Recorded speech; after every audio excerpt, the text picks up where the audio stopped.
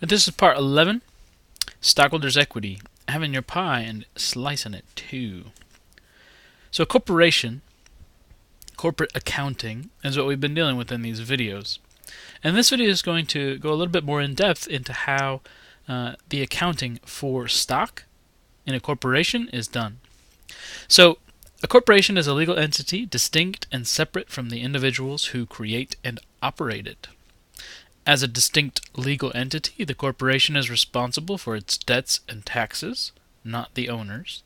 The owners acquire an ownership interest in the corporation by purchasing shares of stock, or shares of ownership.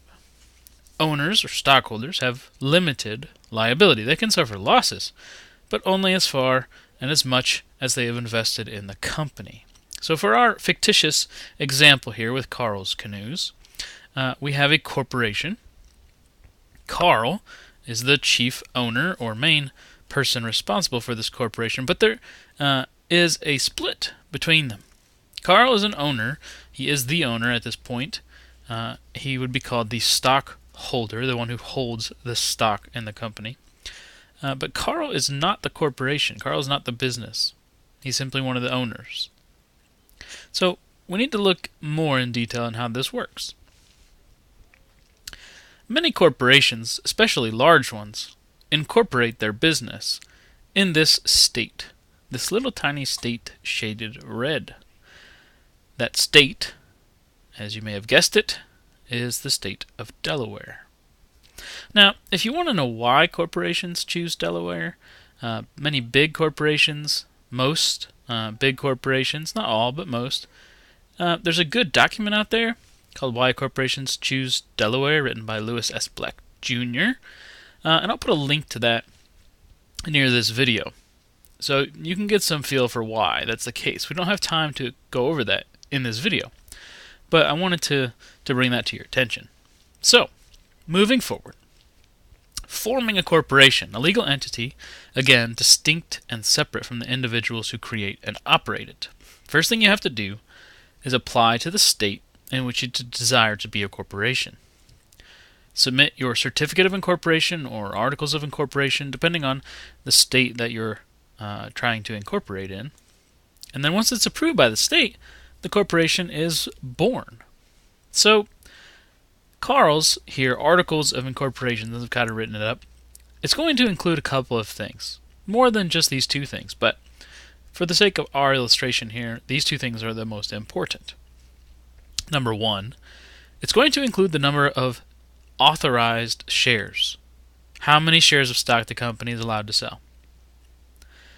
And it's also going to include the par value of each of those shares. This is an amount placed upon each share, which basically represents the minimum value for which the company should sell the stocks.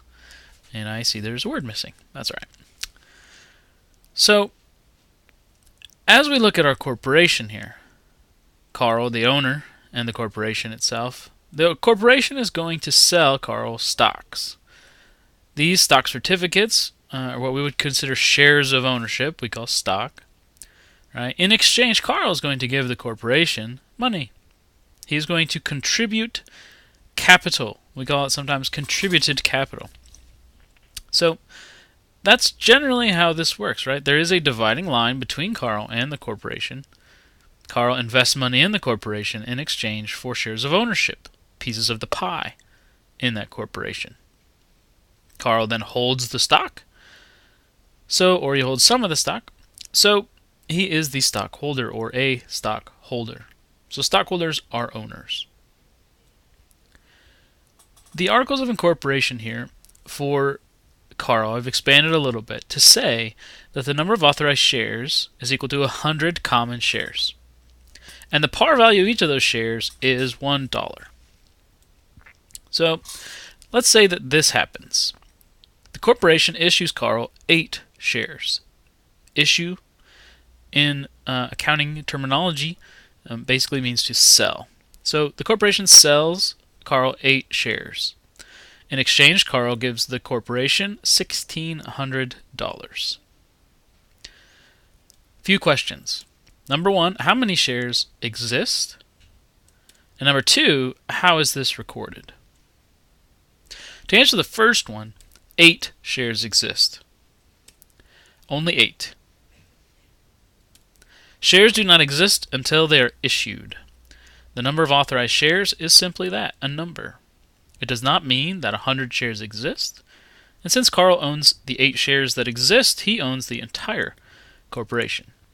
So there are authorized 100 common shares, but the company has only issued 8, so only 8 exist. The number of authorized shares, again, is just a number. It is a ceiling value, right? The most the company could sell. How do we record this? Well, the journal entry for this looks like this. When the stock is issued, I didn't put a date, I just put issuance there because I don't have dates for this video. So when the stock is issued, the company is going to get cash. They're going to get the $1,600 that Carl puts in. They're going to record the common stock at $8, and they're going to record an additional paid in capital amount of $1,592. So why does this matter? Why are we doing this? Common stock is always recorded at par value, and since Carl was issued 8 shares and those shares have a par value of $1, common stock gets recorded at $8. If the corporation sells the stock for more than par, the additional amount goes into an account we often refer to as APIC, or additional paid in capital. It represents the amount over and above the par value that the stock was sold for.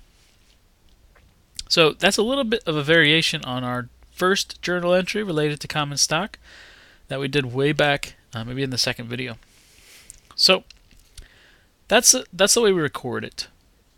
Now, Carl has these 8 shares of stock now, these 8 stock certificates. What are the rights he has as an owner, as a stockholder? So the rights of a common stockholder. Number 1, they have a right to vote in matters related to the company. They have a right to share in profits, which we call dividends. I'm going to do another video later on about dividends. And then he has a right to share in assets were the company to go bankrupt. So 3 basic rights. Now, the corporation, right, doesn't have to sell stock simply to one person. Okay, it could sell stock to many people. Okay, some large corporations, have millions of shares of stock out there in existence, owned by lots and lots of different people or companies.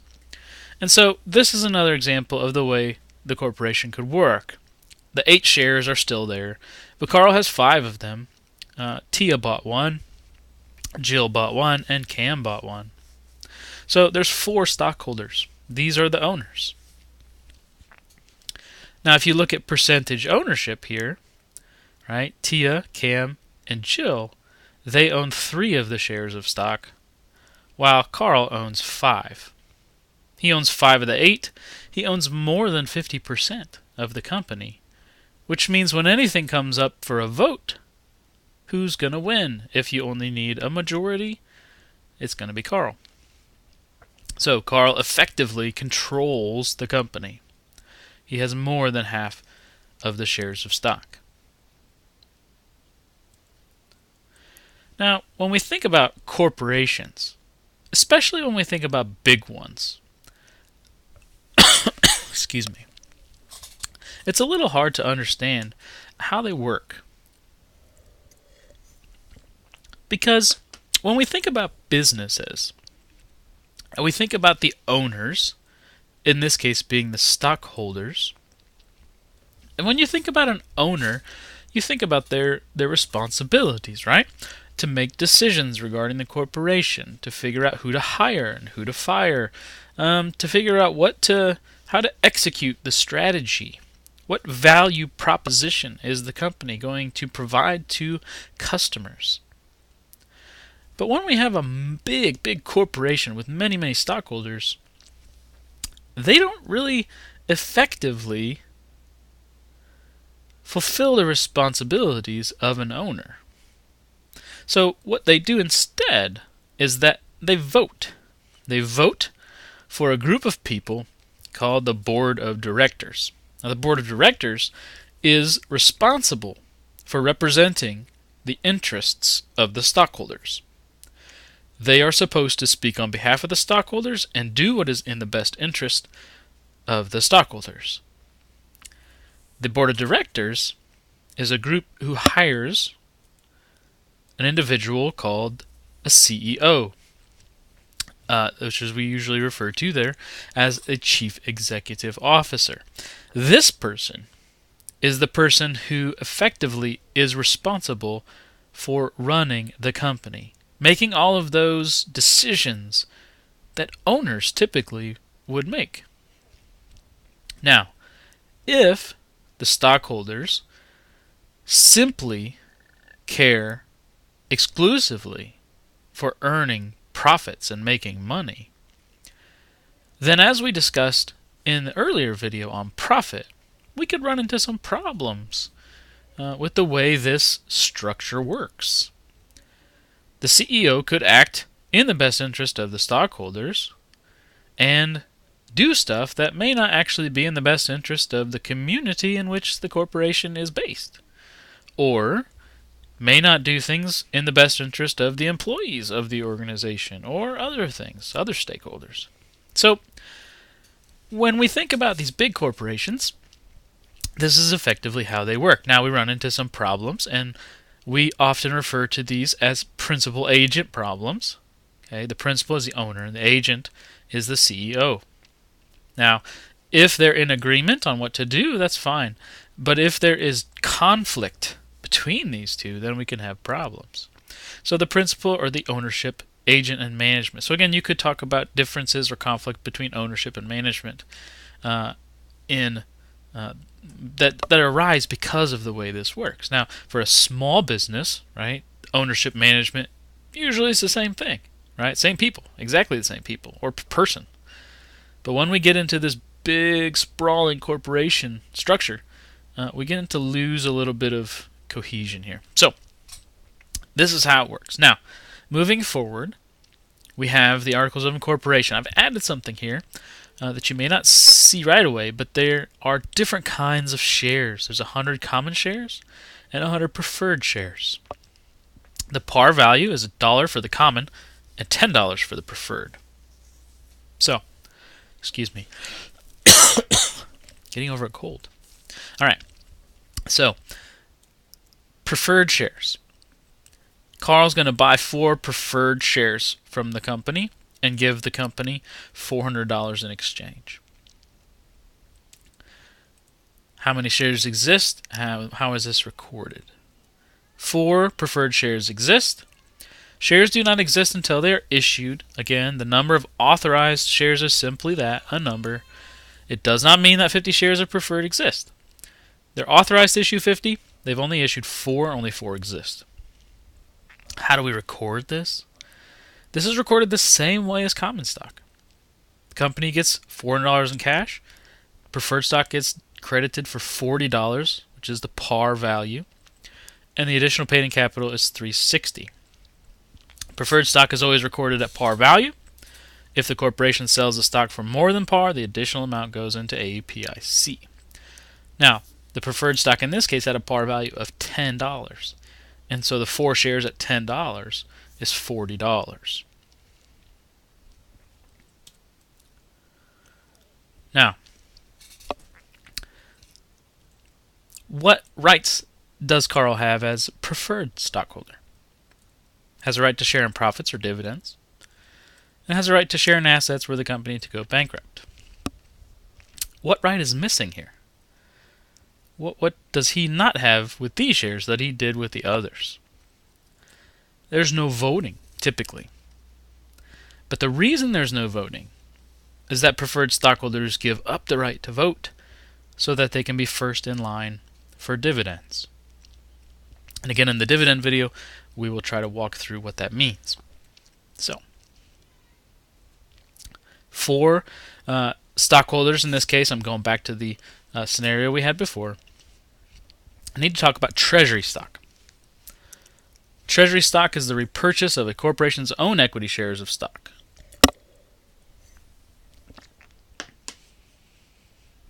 So let's say Cam decides that he wants to sell his share of stock And the corporation is actually looking to buy its own shares of stock back. So the corporation, Carl's Canoes, gives Cam $210.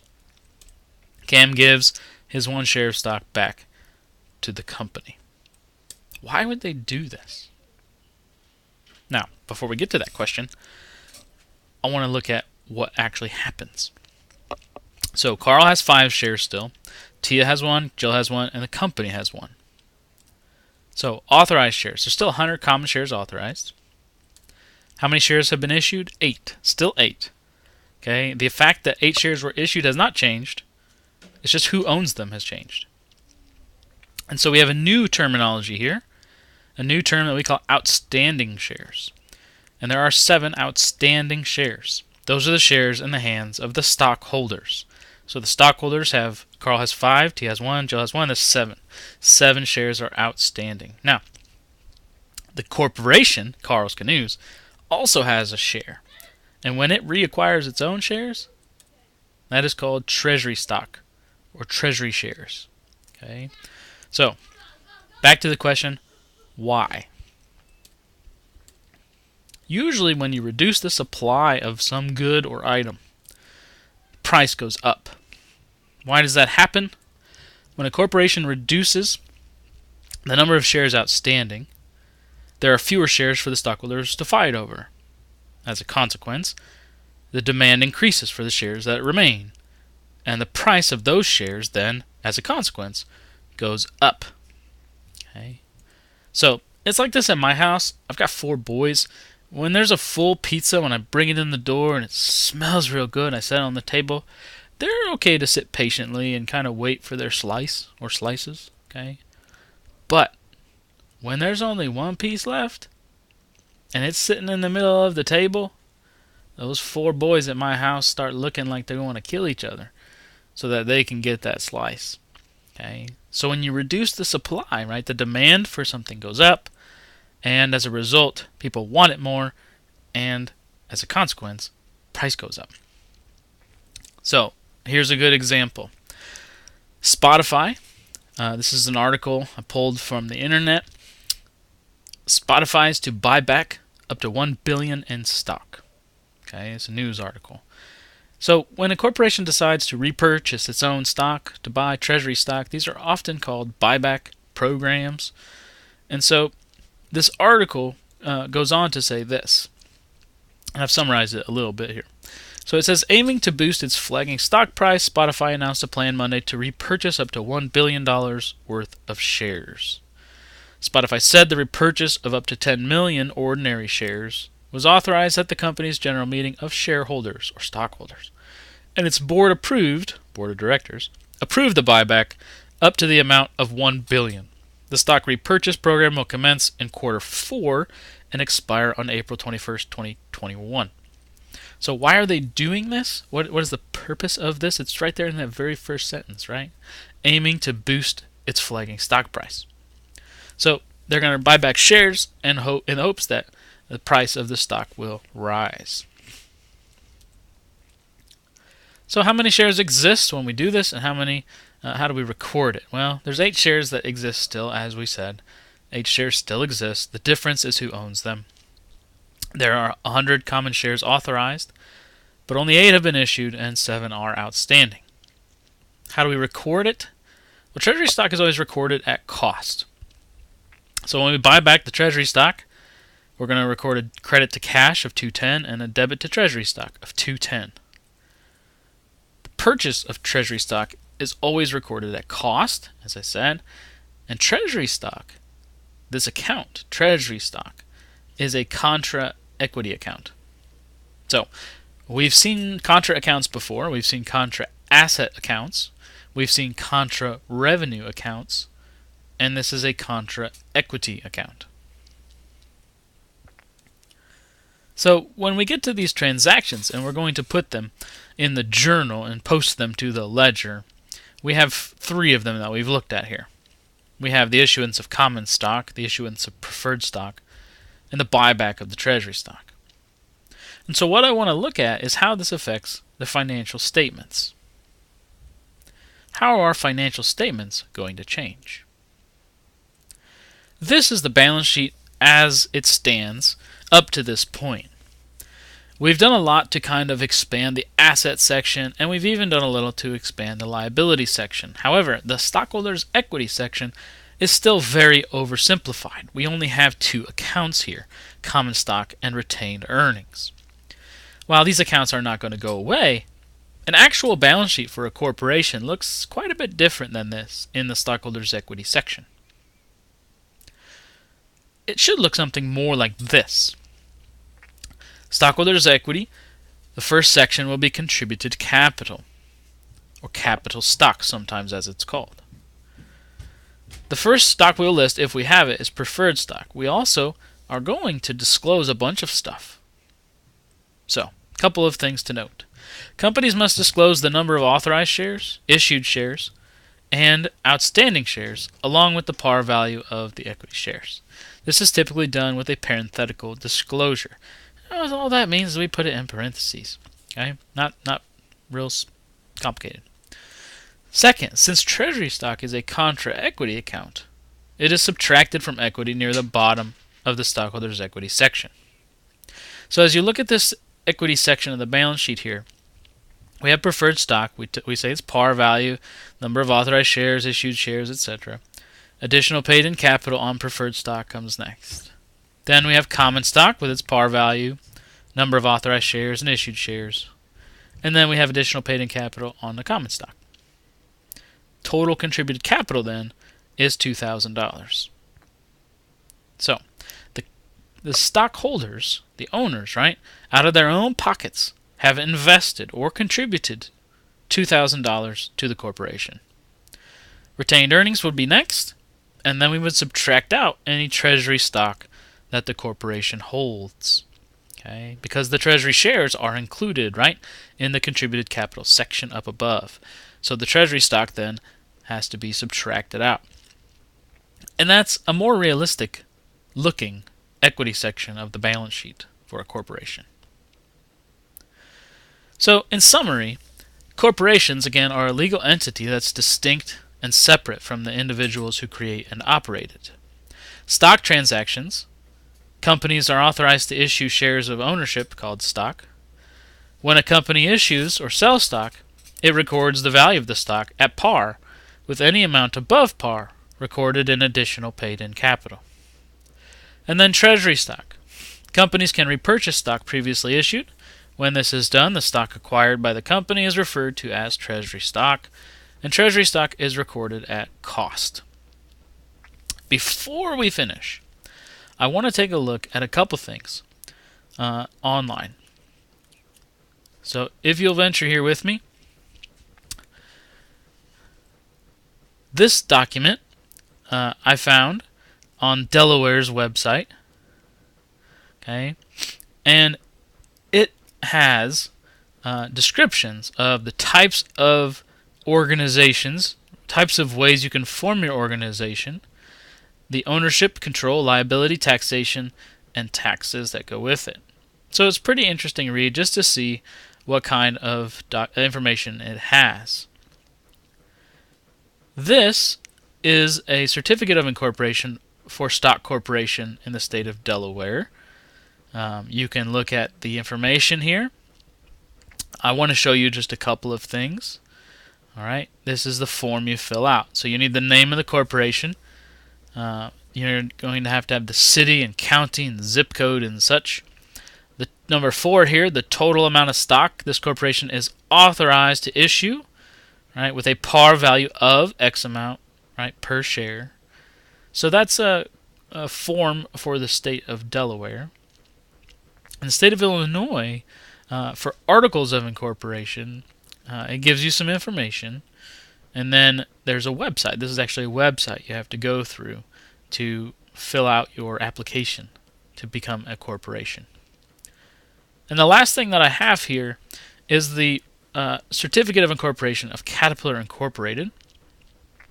And it basically says that Caterpillar Incorporated, a corporation organized and existing under the laws of the state of Delaware, has all of these things that it states.